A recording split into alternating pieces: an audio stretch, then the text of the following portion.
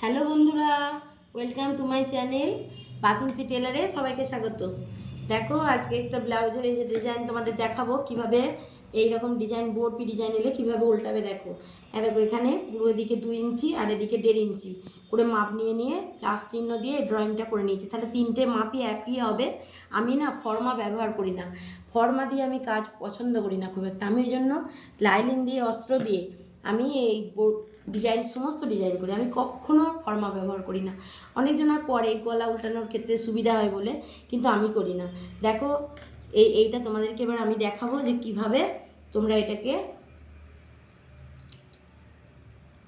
কাটবে। কেটে এইভাবে হ্যালো বন্ধুরা, দেখো আমার এটা কাটা হয়ে গেছে।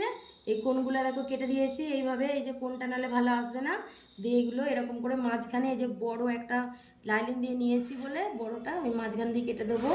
কেটে এটাকে সুন্দর একটা নিয়ে তোমরা দেখতে থাকো ভিডিও।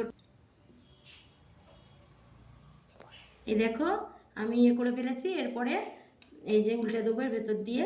এবার তোমরা চাপ সেলাই দিতে পারলে দেবে, আর যদি চাপ সেলাই না দিতে পারো তাহলে ওপরে সেলাই দিলেও কিছু অসুবিধা হবে না। দেখো ঠিক এইভাবে উল্টে দেবে।